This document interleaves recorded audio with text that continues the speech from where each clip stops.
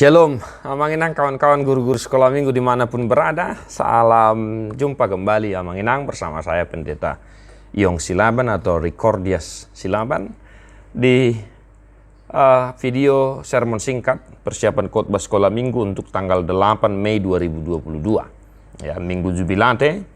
Ya, Jamida sekolah minggu 2 Raja-Raja 4 ayat 30 sampai 37. Mari Amanginang kita sermon sejenak, kita dengarkan sampai habis video sermon ini.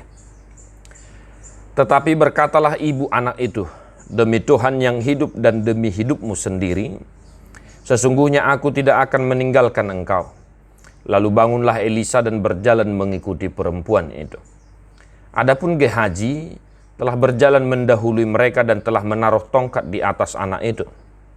Tetapi tidak ada suara dan tidak ada tanda hidup. Lalu kembalilah ia menemui Elisa serta memberitahukan kepadanya, katanya, anak itu tidak bangun. Dan ketika Elisa masuk ke rumah, ternyata anak itu sudah mati dan terbaring di atas tempat tidurnya. Sesudah ia masuk, ditutupnya lah pintu sehingga ia sendiri dengan anak itu di dalam kamar. Kemudian berdoalah ia kepada Tuhan.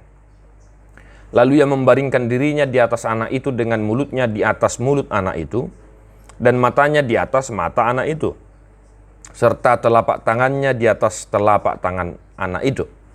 Dan karena ia meniarap di atas anak itu, maka menjadi panaslah badan anak itu. Sesudah itu ia berdiri kembali dan berjalan dalam rumah itu sekali ke sana, sekali ke sini. Kemudian meniarap pula lah ia di atas anak itu. Maka bersinlah anak itu sampai 7 kali, lalu membuka matanya. Kemudian Elisa memanggil Gehazi dan berkata, panggillah perempuan Sunem itu. Dipanggilnya lah dia, lalu datanglah ia kepadanya, maka berkatalah Elisa, angkatlah anakmu ini. Masuklah perempuan itu lalu tersungkur di depan kaki Elisa dan sujud menyembah dengan mukanya sampai ke tanah. Kemudian diangkatnya lah anaknya lalu keluar. Demikian firman Tuhan. Bapak Ibu Saudara-saudara, ya, jika kita ingin tahu cerita teks ini, ya, boleh kita membacanya, Bapak Ibu Saudara-saudara, mulai dari ayat 8, ya, ayat 8, ya, kisah perempuan Sunem dan anaknya, ya. Seorang perempuan Sunem yang tidak memiliki anak dan kemudian Elisa berkata dia akan memiliki anak.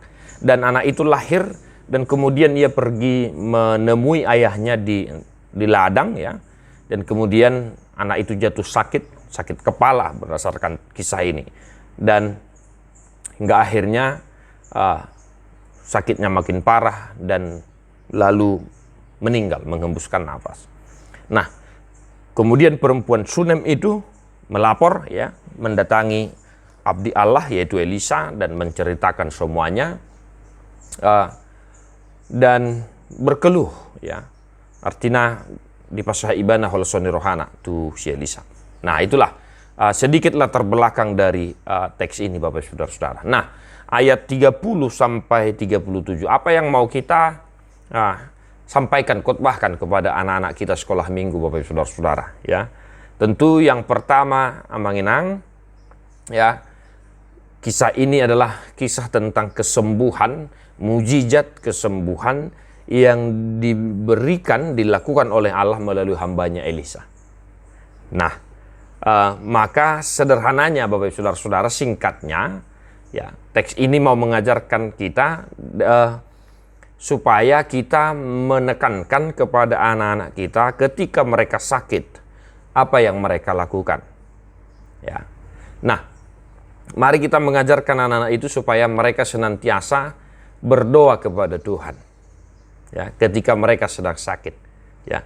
Di zaman kita sekarang ini jangan salah Bapak Saudara-saudara. Entah anak-anak kita itu kalau sedang sakit lebih rajin update status atau lebih rajin berdoa, ya. Ini zaman kita, zaman sekarang Bapak Saudara-saudara. Kalau sakit orang lebih cenderung, ya, memberitahukannya kepada media sosial mungkin dan lebih aktif, ya. Nah, apa yang mereka lakukan ketika mereka sedang sakit?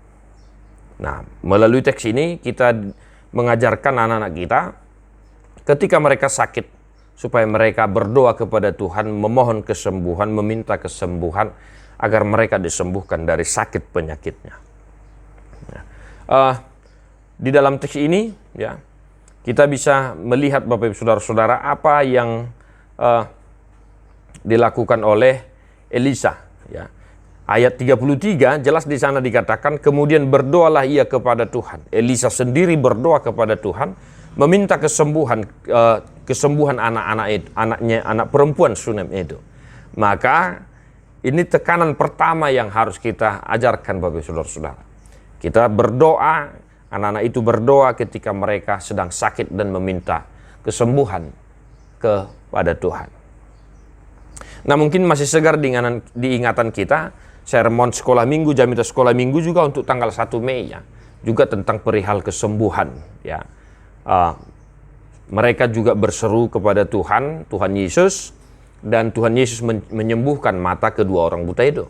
Nah, di sini Allah menyembuhkan, menghidupkan kembali anak itu melalui hambanya Elisa. Nah, itu dia. Dan sejalan dengan sermon untuk Jamita tanggal 1 ya, di ayat 37 Bapak Ibu Saudara-saudara, agar jangan kita lupa bahwa di sana dikatakan perempuan Sunem itu ya bersujud menyembah sampai ke tanah ya. Artinya Bapak Ibu Saudara-saudara, kalau di Jamita tanggal 1 untuk anak sekolah minggu, saya menekankan ketaatan kepada Tuhan.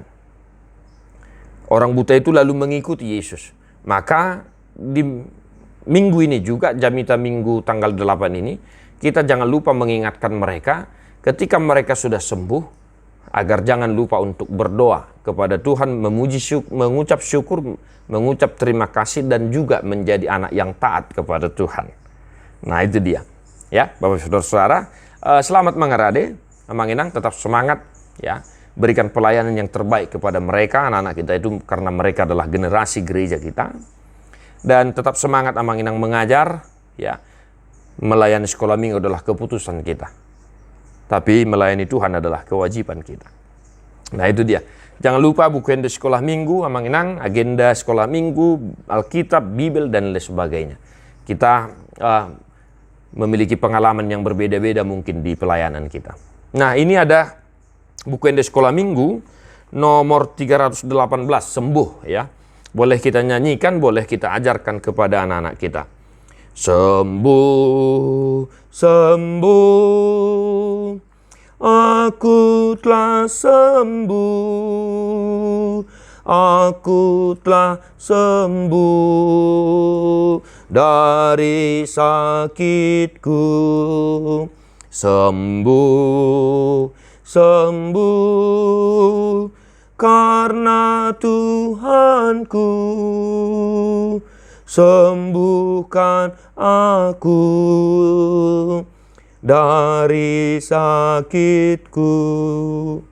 Nah, ya, Bapak Saudara-saudara, boleh kita ajarkan, dan selamat melayani. Tuhan memberkati. God bless you non-stop.